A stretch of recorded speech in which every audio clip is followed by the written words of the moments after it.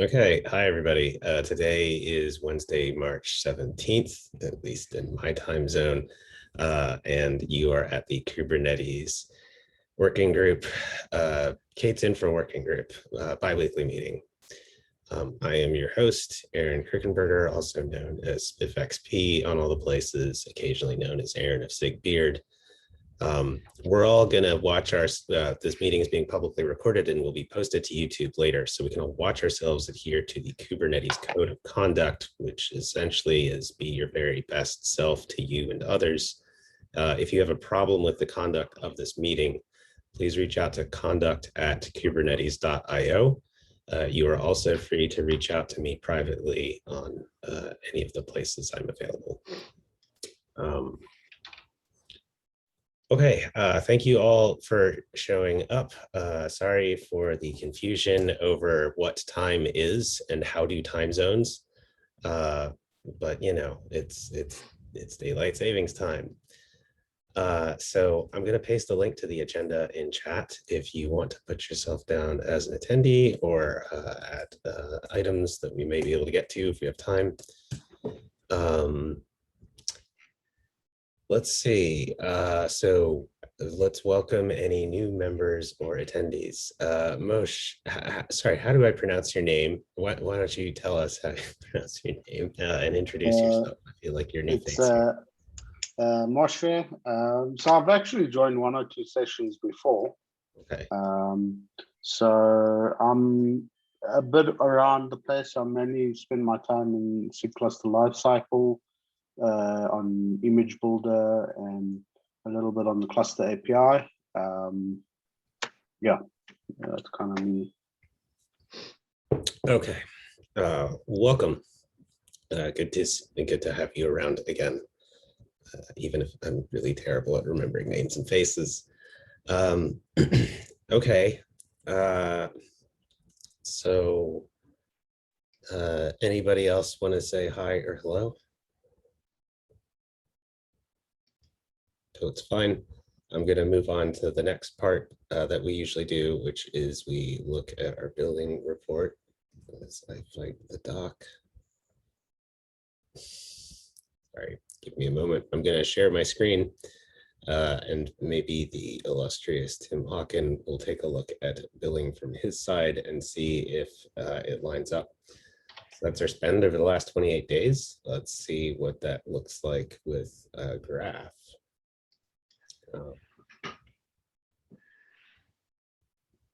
Such speed. Wow. While I'm waiting, I know we felt like last meeting we saw kind of a big uptick in cost. Not big, but like it was the first time I feel like there was a noticeable jump. And thank you, Arnaud, for opening an issue on that. I have not had time to go drill into it. Boy, I wish this report would actually load. There we go. And so it kind of looks like we definitely had two maybe peakier days in terms of compute spend here, but that maybe we're kind of settling back down. This looks an awful lot to me like we had a code freeze happen where everybody was desperate to land their pull requests. And every time they open or push or update a pull request, we run more jobs. So I feel like this is just reflective of CI costs. I don't feel compelled to dig too much more deeply, but does anybody have any questions, comments, or concerns? The report from the GCP side looks roughly the same. We're off by a little bit, but that really just has to do with the sliding windows and how they're calculated. Interestingly, it's up 11% from the month prior. So it'll be interesting to see if next month comes back down by that roughly same amount. Okay. Cool.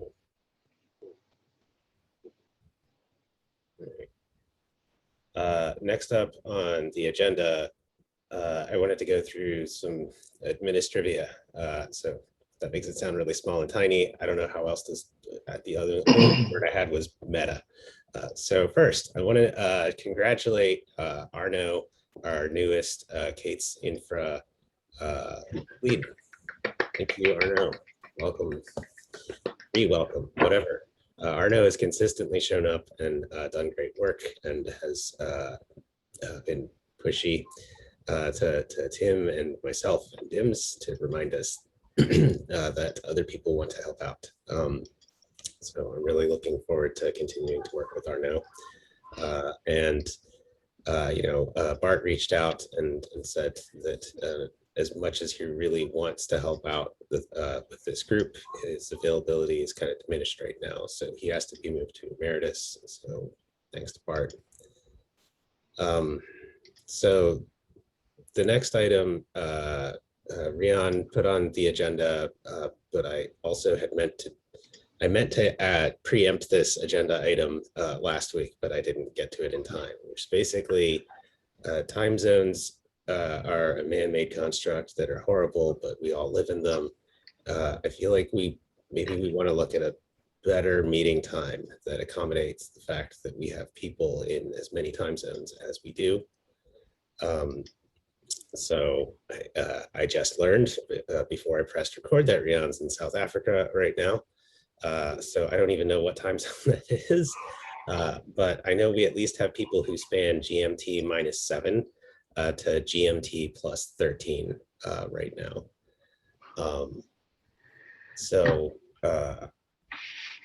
I asked around, and I think what I heard was like maybe 7 p.m. to 11 p.m. GMT is people's preference. Another thing to keep in mind is that by March 28th, folks in CET are going to jump forward an hour.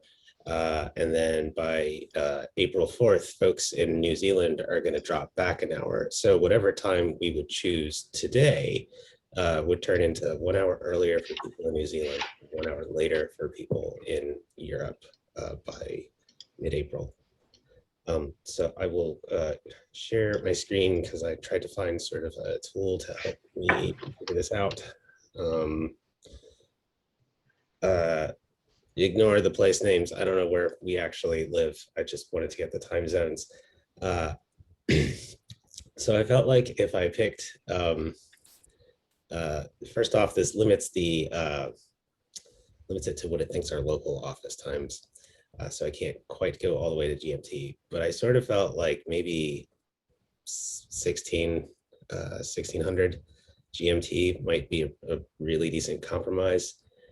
Because if I look at it right now, if we were to pull the trigger on this for next meeting,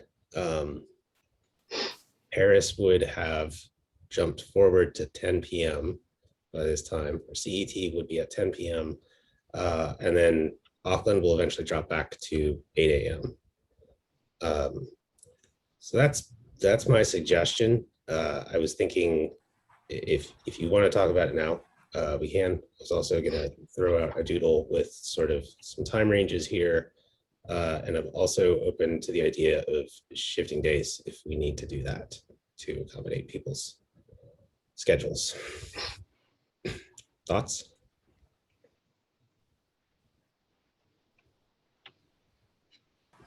Yeah, for New Zealand time, because most of our team is in New Zealand, the 9 a.m. or even 8, if we move to 8 a.m. now, if we have to 7 a.m. to accommodate EOR, it would also work. So yeah, anything from 7 is reasonable in New Zealand. Okay, that sounds good. This is also partially an effort to account for the fact that Dims, our other lead, consistently has a block or a conflict with this meeting, and I would really love to have Dims show up if at all possible. Okay, that's everything. Let's see. So some alternate things we could try doing. I'll just throw them out there. One, I've seen contributor experience do kind of an asynchronous meeting approach, where they basically open up a bunch of threads in a Slack channel dedicated to this each of the threads are for the different sub-projects or efforts. And then the people working on those sort of post their status updates there. It's kind of left open for the week. And then at the end of the week, somebody goes back and sort of rolls all that up and emails that out. Could be useful. Another thought I had was I could try to do kind of like a board triage session, because sometimes I feel like the point of this meeting is to force everybody to show up and talk about what we're not doing and who's blocked and why. I feel like consistently going through the board and keeping issues up to date with status, like, is this still important? Is somebody working on it? Why isn't it done yet? Could provide that same sort of cadence thing. And it could be that like maybe not everybody needs to be present for that. You know, update it, make sure that all the relevant information lands in the issue. So anybody working asynchronously sees that new information. And we could also record it and sort of post the discussion about how and why we're prioritizing the way we are.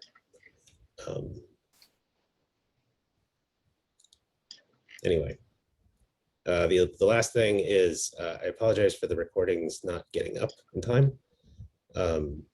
There's an issue with the automation between Zoom and YouTube, and I'm going to have to create a new meeting anyway to try and get that hooked back up. So in the meantime, I'm uploading things manually to my own personal YouTube channel and then adding them into the K8s Infra playlist.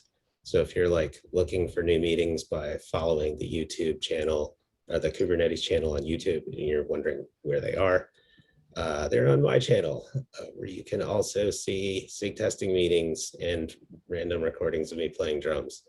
But if you just want the K8s Infra meetings, there's a playlist that I'm happy that I believe is linked at the top of the meeting notes. Yeah, it was really funny when I showed up to Google on my first day and everybody was like, so how are the drums going? I was like, oh, those are public and in the same place as all the testing meetings. And YouTube is suggesting the drumming videos. That's cool. Okay, yeah, that's out there. I'm gonna hand it over to Rian to talk to us about sort of the plan to maybe move K8s.gcr.io to something like registry.k8s.io. Thank you. I'm speaking on behalf of Hippie as he is hopefully still sleeping. It was only 5 in the morning here. Excuse the rain on the tin roof on the side if it's a little noisy. So we at the moment are trying to access the logs. We're working with CNCF between Hippie and Eeyore and Bianca. They're busy sorting out the last bits. We are ready for the logs, but we don't have access yet. So as soon as we have access, we will be able to start evaluating what's inside. Aaron, is that from your side that you want to see the policy, discuss the policy? Yeah, I think I was going to ask real quick because I mentioned it during, I assume, what Moshe is here to talk about. Like at some point, we need to make sure that people who have access to things that potentially contain PII are actually following what the CNCF's rules are for handling PII. And so I know that basically I want to see what it is that you signed or like what the rules are that the CNCF is asking you to adhere to, because I think we should make sure the group as a whole is aware of what these rules are and we can apply them consistently throughout. I don't know. And I'm sure that's not a problem. As soon as it's available, I'll ask EP to share it with you. And yeah, it would make sense to carry the same across the different projects. Then the next two topics is, I do not know the content in depth, but I can just mention that we are busy having conversations with Docker distribution and with Harbor, so you can have a look at the images of the issues there. So there is some conversation around how to migrate and what's the options with Harbor and Docker distribution. And then we did create an issue for getting a playground where we can start testing our infrastructure movements. So yeah, that is in progress. So I will get back to you. I assume after test freeze would be a good time. Yeah, probably. Yeah. Did- I was Did we decide on a group that we were going to put people in to govern access to the raw logs? My plan was to create a group specifically for the purpose of access to just these GCS access logs. That sounds good to me. And I was going to start with whomever has signed this document. So I'm assuming this is Rian and Hippie and Caleb and folks from that team. But I want to, that's a great start. But I feel like we should ensure that that sort of process of, oh, there's PII here. We should make sure that we know what the rules are, and we should make sure we've got people who have agreed to those rules. So Aaron, are you saying we're waiting for an actual document from CNCF folks? I think so. And I'm happy to go do the poking. You tell me, did I miss the part where we're like, I mean, do you feel like we should, I feel like I missed the part where I was like, so CNCF, what exactly are your expectations for PII? I feel like what happened was CNCF, go make some people sign a document and then tell us that they signed it. Yes, it's not even that transparent.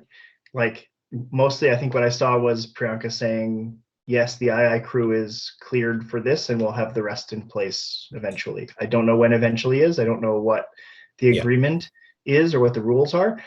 I'm not sure that I need to, honestly. Like, I mean, it feels like in the purpose of transparency, probably it should be a public statement, but I'm not sure I care that much. The question is, are you okay taking Priyanka at her word on that and letting these folks proceed? Yes. Yes, that's the question, or yes, you're okay? Yeah, sorry. Yes, I'm okay with that. But I feel like this is very this is a very specific set of data. There are other sources of data that we should also look at. Okay. From a tactical point of view, Rian, do you guys want, what do you think is the right approach? Is it give you a playground and let you make a mess and then figure out what we're doing and then blow the whole thing up and do it for real? Or should we turn on real logs and grant you real access to real logs so that you can actually work with real substantial data? I would say I think it's two separate issues. The one is we need real logs and access to real logs because there's a lot of questions regarding which images is most important, carries the most data, which providers are using them to determine the flow of data. So that is the one very important thing that why we need the real logs. And then secondly, the playground is exactly, we totally want to mess it up and see where it goes. And develop with that before we go real. So actually both. Yeah, so my ask would be that you did open up an issue to create a temporary project. Please put that information in that issue, because I agree both. I think we're on the same page, but let's make sure the requirements are written down so that it's something we can collaborate on synchronously and when I get time, or when somebody who has access to create projects and set all this stuff up gets time, they've got the list of things in front of them. But all that sounds pretty non-controversial to me. Have we written down the name of the group or even put it in groups.yaml? No, we haven't. Do you have a preference for the name of the group? Not particularly. Naming is hard. Okay. I don't care as long as it's fairly obvious, like, you know, PII access or something, which we can then use to add, like we could go make the script changes to turn on access logs for all of our buckets and start with that, right? Like that'll start collecting data immediately. And within a day or two, you'll have a body of really decent data to work with. Do you mind if I make it a group that's targeted at access just to these specific logs? I feel like a group like PII access is a really broad term. It is. That's fine. Scope it however tight you want. The word PII should be in there. Probably PII should be in there. Okay. There's one more question. We have GCS access logs, and we have this load balancer that fronts the DL stuff, or I don't know. Justin set up a load balancer that fronts some of the artifacts. So that'll be a separate source of logs. Do we care about which one we start with? Aaron, I think you might be better informed about the logs. I feel like the GCS access logs are going to provide the most informative data, and then we can work at getting access to that other stuff. I suspect that is true. At least the GCS logs are where the bulk of our money is going right now. So that's probably the most useful stuff. When we figure out if there's going to be sort of a unified access or not, and how we're going to do mirroring or not, we may have to shift what we're doing, but I think the analysis won't fundamentally change. Okay. Basically, if one option that was discussed was sticking an HTTP load balancer in front of GCR as part of the mirroring protocol. And if we did that, we would be using the HTTP logs instead of the GCS logs. But hopefully the analysis will be the same, just the source of data will be different. I agree. I don't know. I guess my other like random comment here is I want to make sure. I feel like you guys are like looking. You guys, sorry. I feel like y'all are looking real hard at like Harbor. I just want to make sure we're not over focusing on a specific implementation as the solution, that we've actually kind of defined what problem it is we're trying to solve, what's in scope and out of scope for this problem, and a couple of alternatives we're looking at. And I say that in terms of, I feel like Ricardo, not to put you on the spot or anything, but I feel like Ricardo has also been exploring some ideas that don't necessarily involve Harbor. But you know, it's also unclear like if they solve the whole problem or different parts of the problem, that sort of thing.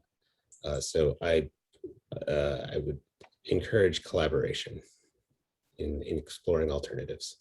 Yeah, about the Harbor thing, just to clarify, I am like, we use that in my current job. I just think it's going to be probably one more thing that we will need to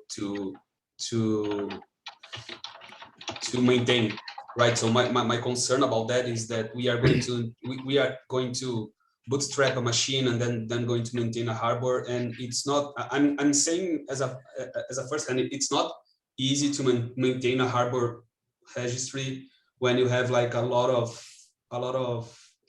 repos and a lot of things going on, and to update that. So this is going to be probably a maintenance issue for us. That's just my concern about moving to something not managed by Google or by Amazon or something else. So I've just started to look how can we solve the problem of the storage thing, because I guess this was something that I've listed on the last meeting, that because we have like this replicated in 3 registries, and then we have like traffic from those 3 registries and also China users. So I've started to dig into how we can solve that with CDN, and so far I got some good things working and some other problems. I can show you quickly if you want, because I promised Hippie that I would make a really simple diagram. Sounds good? Yeah, let me give you co-host access so you can share that diagram. I promise I won't pass from 4 minutes, like showing up what's going on. Okay, sure. Okay, so, go for it. okay, so Give this us is 10 more minutes on this for what it's worth. Yeah. Great. So this is. Okay. Oh, hold on. Share screen. Yeah.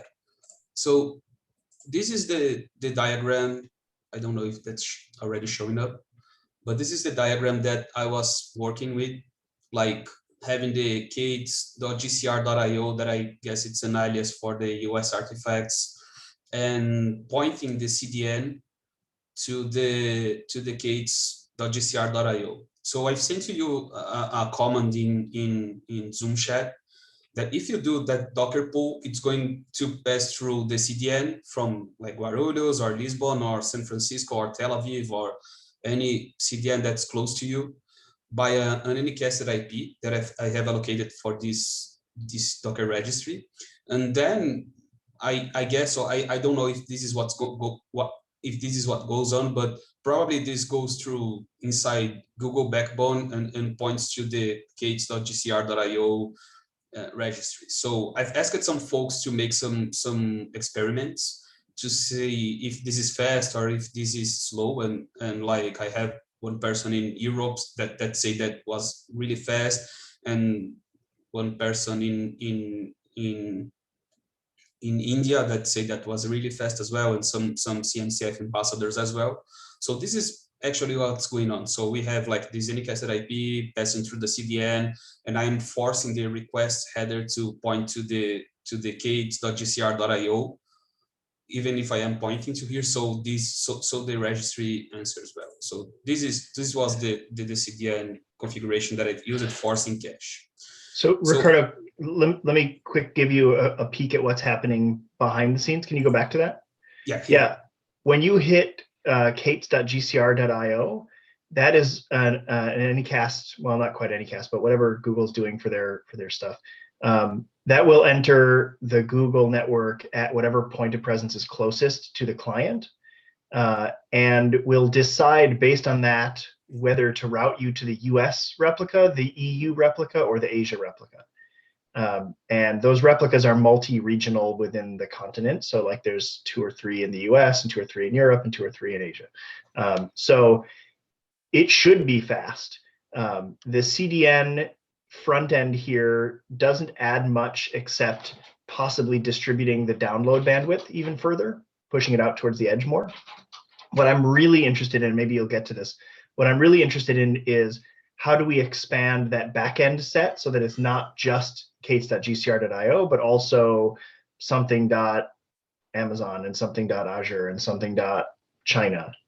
Okay, so this was a good question, Tim, and to point that to you, I have this backend that I'm pointing actually to let me see if I can edit here, to an external origin, right? So I could use the CDN and point to, as an example, add another, sorry, that's in Portuguese because of my browser, but I can add another backend service pointing to maybe to Amazon or to Docker.io or anything else, because they all of them, they follow the same I guess the same schema, right? So you might have like the name of the registry / path, comma version or comma fag or something like that. So we could use the load balancer in front also to rewrite those, right? So I can make some rules and say, okay, I'm gonna send this to my backend here, but if I have like a specific path, I can send that to another backend. The problem here, the biggest problem here actually, as you were saying, it's not because of this, but because, as an example, Google rewrites the blob. Even if I ask here for my CDN, when I ask the blob of the image, it writes to the GCS.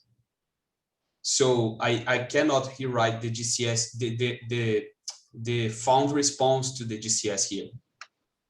And this is a problem. I'm cache hidden and I'm going through the CDN for the manifest, but I was thinking, oh, those answers, they are really small. What's going on? So I saw that this is going through the storage.googleapis.com, which I saw that was entering in my case through Argentina. But yeah, it's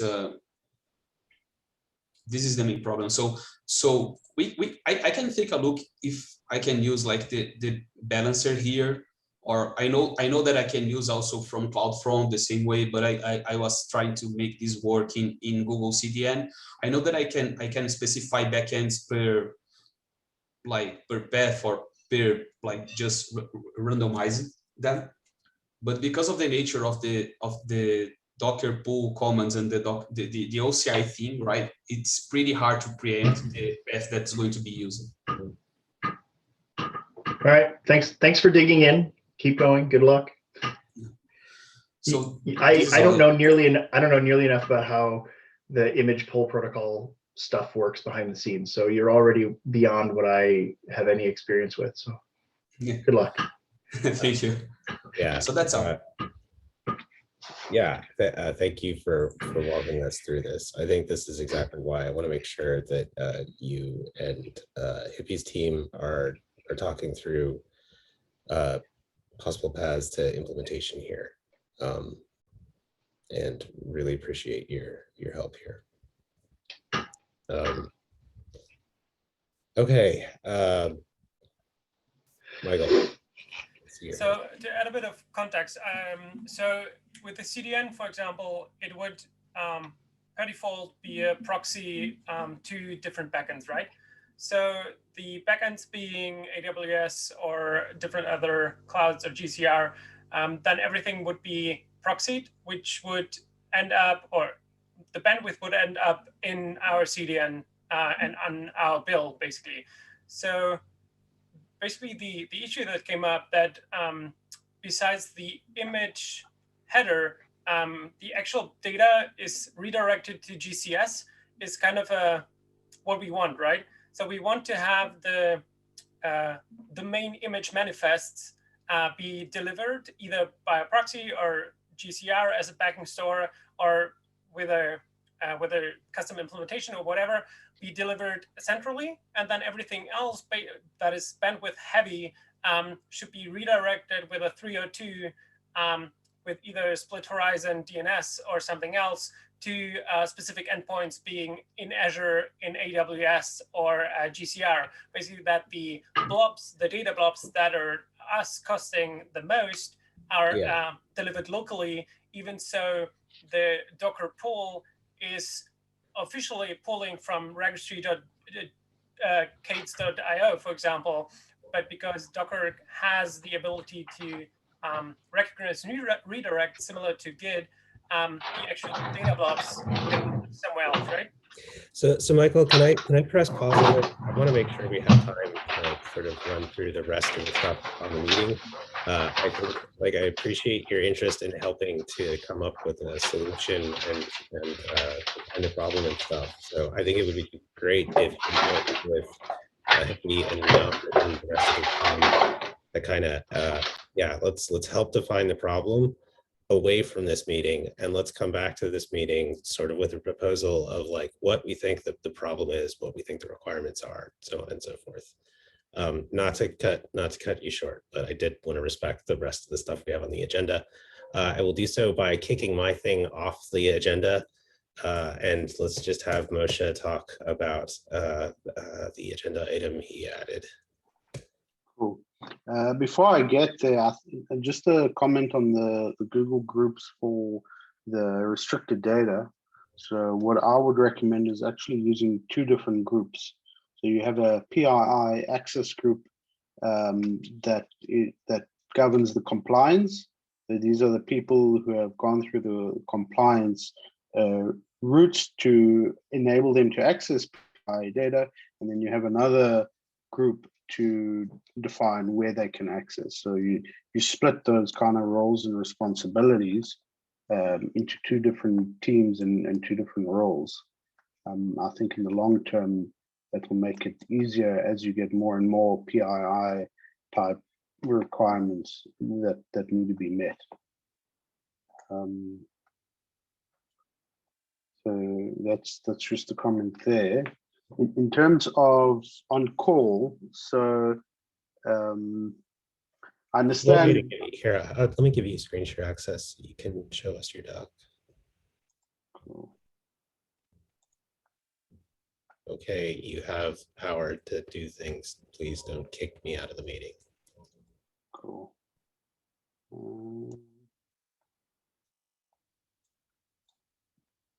Okay, so I've started working on a working document really to define what are the constraints and kind of what are the paths that and the items that need to be completed before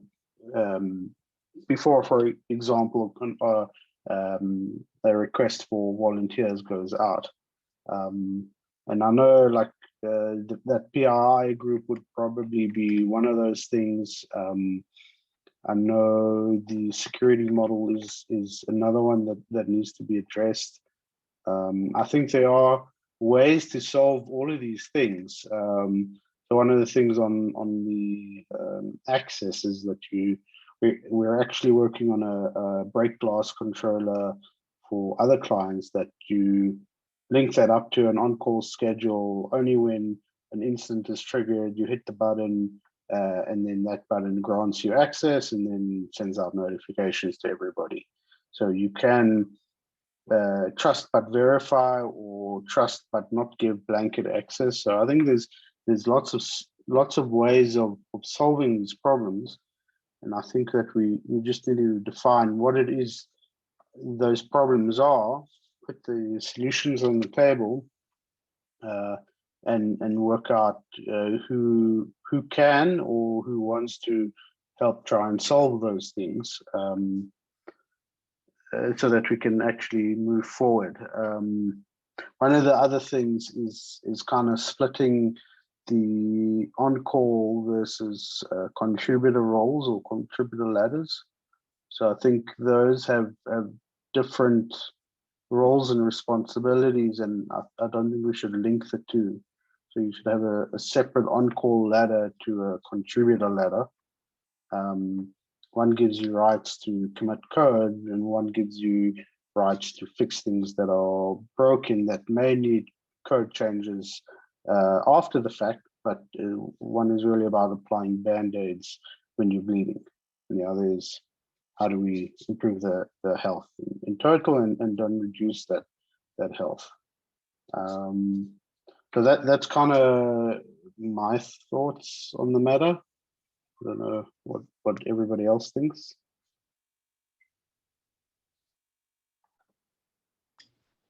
So I'm curious, like I think it's great that we would try to formalize this. We're in not a great spot for anybody new who wants to try to pick up. In fact, we're not even in a great spot for somebody who knows what they're doing to try to pick up stuff. Like I don't know anything about some of the dimensions that you've listed here. I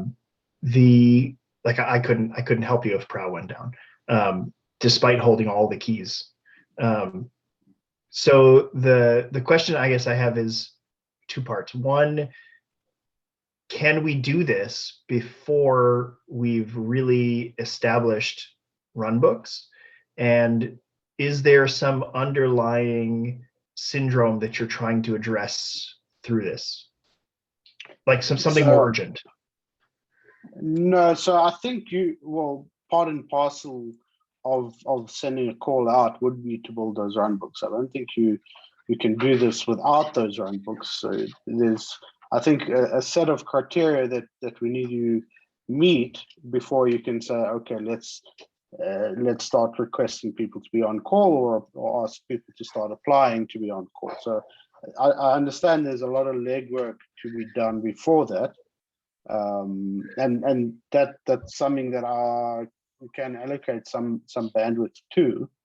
But it's if we set the goal and we work towards a goal, it's much easier than we have this big problem and we need to solve it and we don't know where to start and we don't know what the milestones are, and so like I don't want to put in a whole bunch of effort and then 3 months, 6 months, 12 months down the line we're like, yeah, but we still need to do X, Y, and Z before we can enable this. So if we put a plan together to say this is what we need, this is what we all agree that we need, and then it becomes an objective measure as to when that call goes out and how you process applications for on call, or how you communicate this intent. So that's the one aspect. In terms of is there something urgent? I don't think there's something urgent per se. So this came out of the certificate expiry that occurred the other day during, I think it was around 2 a.m. At night, and I picked that up like 12 hours before the certificate was due to be expired, and I tried to get hold of people, and like there was nobody available who had access to do anything about it. And that was like a really simple thing that could have been fixed. Like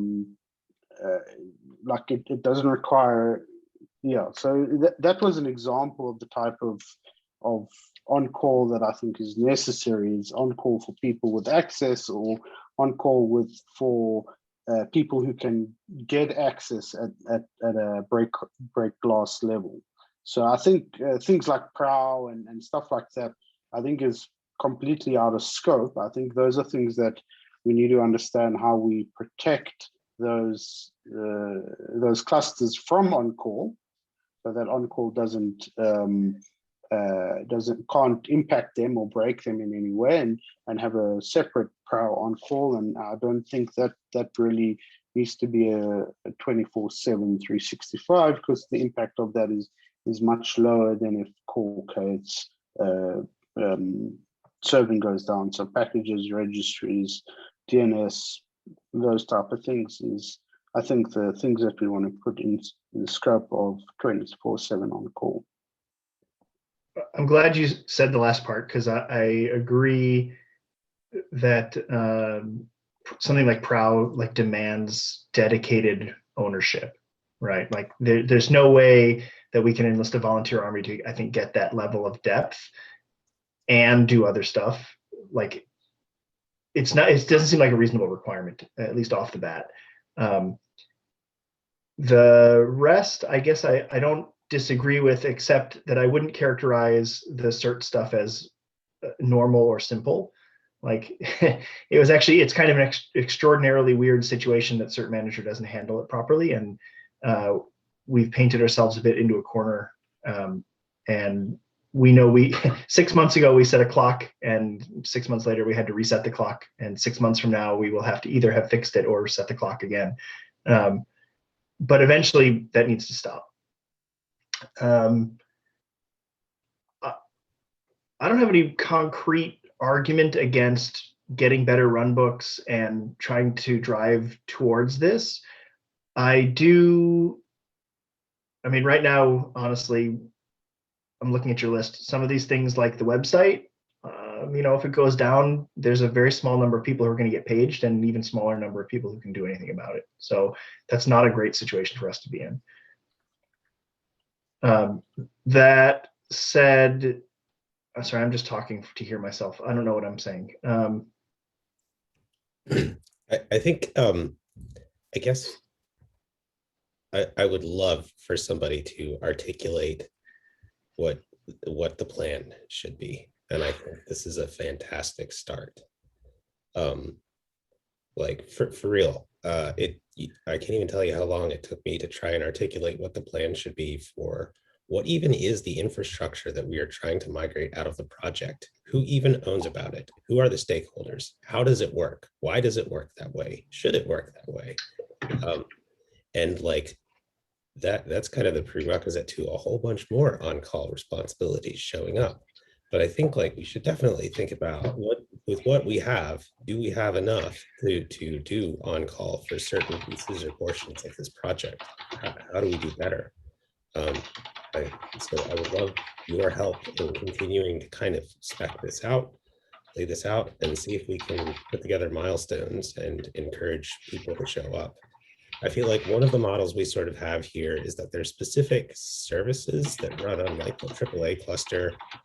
I think it'd be neat to figure out how we make sure those people are capable of running their stuff and fixing those problems.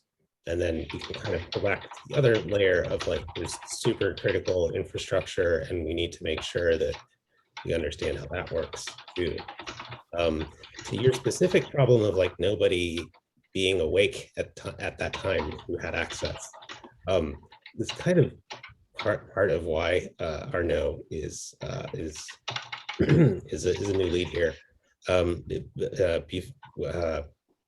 Arnaud and Bart are both in the CET time zone, which is not going to provide us full follow the sun coverage, but it does guarantee we have a better shot at somebody being awake in a time zone where other contributors are also awake.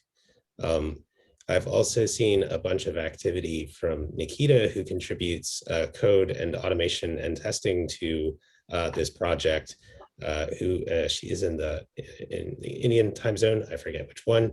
I just haven't really put her on the spot yet, given that adding India to the mix in terms of scheduling this meeting and whatnot would be even crazier. But I think, like, you know, it's sort of that organic bootstrappy thing where, like, the people who are interested in showing up and doing the work and helping out, like, we're gradually trying to build up that pool of people and make sure that they don't all live in a single time zone.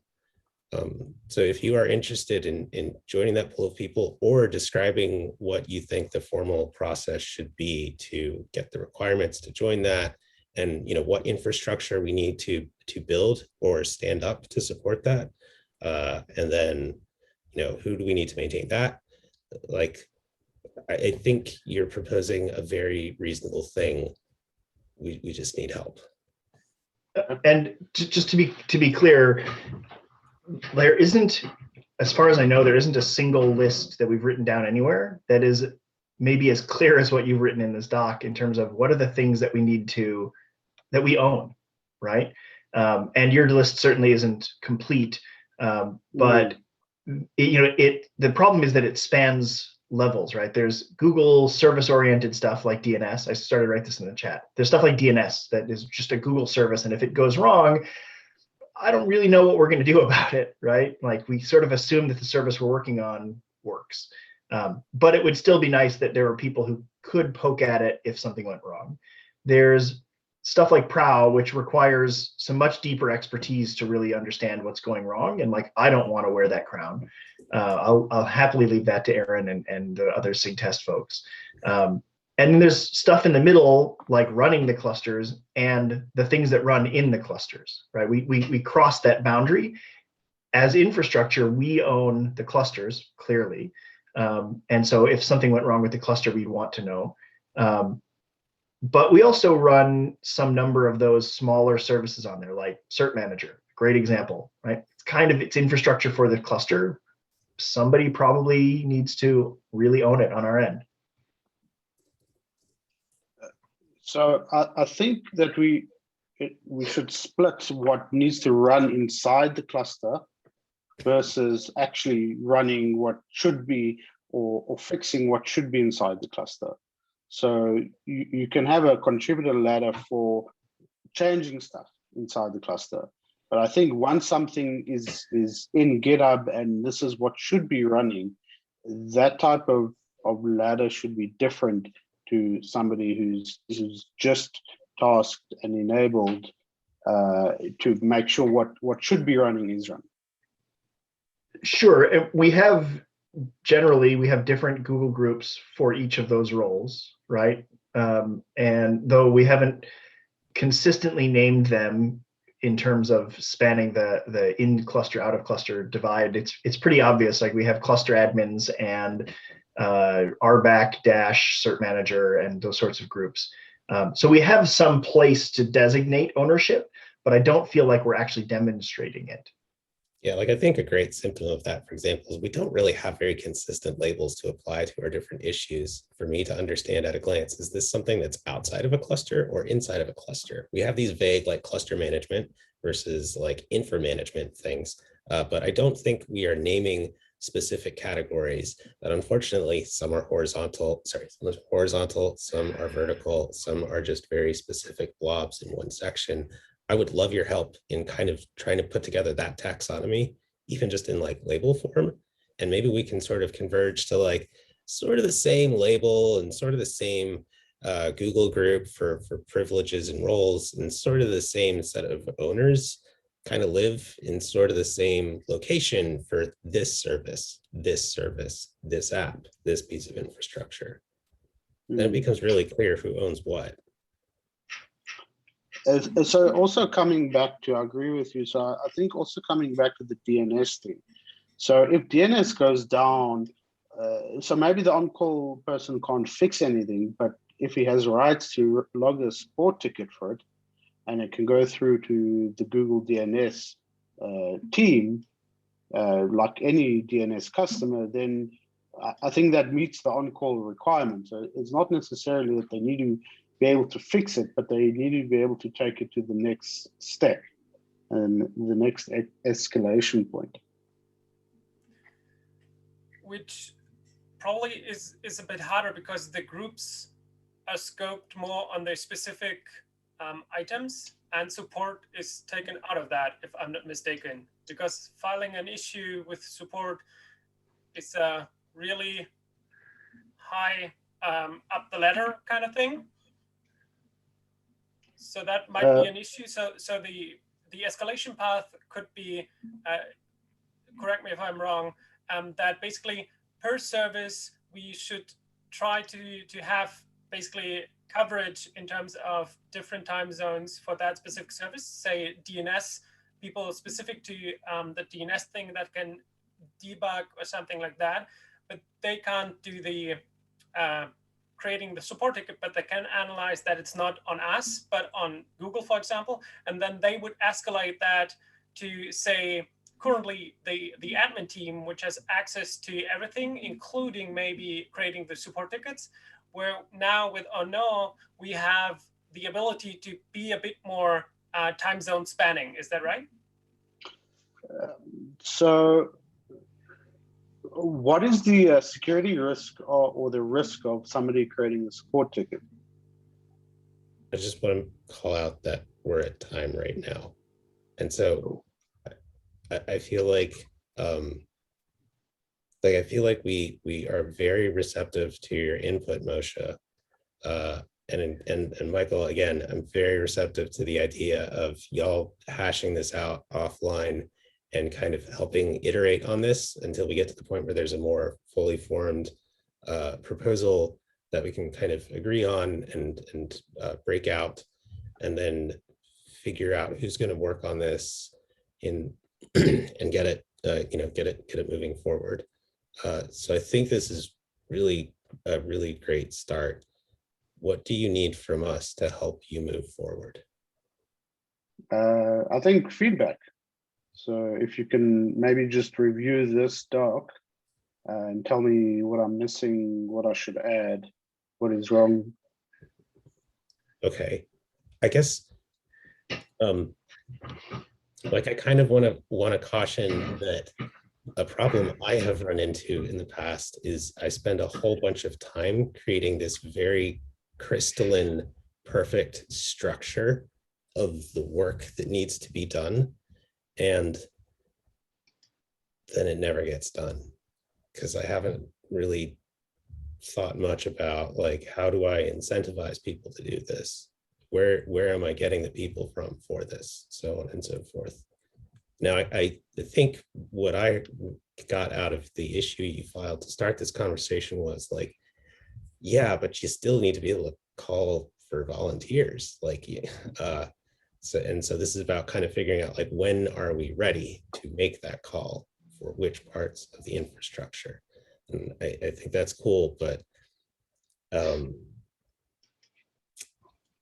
yeah, I don't know. I just feel like we got to make sure if you build it, they will come. I'm not sure how often that actually pans out with this sort of work. So that's why the distinction between the on-call versus the contributor ladder. So if you put out an on-call for volunteers to follow the contributor ladder, that ladder is a lot of chopping wood and carrying water and a lot less reward. So it's difficult to motivate people for that. Whereas if you're calling people to be on call, but they don't have to chop the wood, because at the end of the day, what we're looking for is not the people to chop the wood. Yes, we need that, but that problem is orthogonal to we need the people to have access. Which So I agree you with, split up- but in order to get us to the place where we are comfortable with people having access, chopping wood and carrying water needs to be done. 100%. So I think that I'm happy to do a lot of that chopping wood to get this thing off the ground and to that point where we can put out a call for actual on-call people. So I'm prepared to commit time to this and take and follow it through.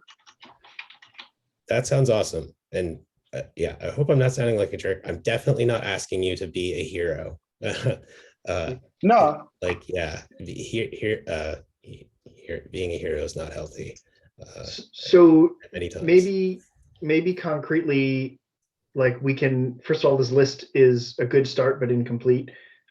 Maybe we can flesh out the list and sort it two different ways. One by like ease of approach, like DNS is a relatively easy thing to say, hey, I'm on call for, because there's really nothing to do, right? Except to say, oh my God, it's not working, you're right. Versus like Prow, which like if it's not working, you're actually expected to do stuff, right? So there's a spectrum there. And then there's a spectrum of like importance. Like what are the things that we think are uncovered that are most likely to explode in our face? Yeah. And to the concrete thing Moshe said motivated him to sort of start this conversation. And I've said it in Slack, like Mutters has been a hero multiple times for us now. We really need to stop doing that to him. We really need to prioritize making that a thing that can be, that people can be on call for, not just totally right. And honestly, like in terms of demonstrating the ownership that I think will make this successful, it's not just learning to do what James has done 3 times for us, but actually pushing on Cert Manager and saying, hey guys, this is an actual problem that we need to fix in Cert Manager upstream, or looking for an alternative solution. If Cert Manager doesn't care to fix the sort of operating mode that we find ourselves in, either we change our operating mode or we change our certificate management system, right? Like all options should be on the table. But that's the level of ownership that I think we need. So I think fixing that the underlying problem is different to when it breaks. So splitting those responsibilities. If you ask people to do both, you're going to get a very short list. Yeah, I agree. That's true. I agree. But Oh. yeah. Sorry, and we are over time. I have to drop off. I'm late for a meeting. Cool. Are we going to carry this? Is there an issue that we're carrying on in this or something? I think the issue that Moshe opened is probably a great place to like post a link to this doc. I'll do that. Send something out to the mailing list. Post it to the channel. Let's get some eyes on it. Cool. I'll do that. Thank you for pushing on this. Yeah. Thank you for pushing us. Cool. All right. Thank you everybody for your time. It's great to see you all as always. And I look forward to seeing you online and back here, maybe different day, maybe different time in about 2 weeks. So take it easy, everybody. Happy Wednesday.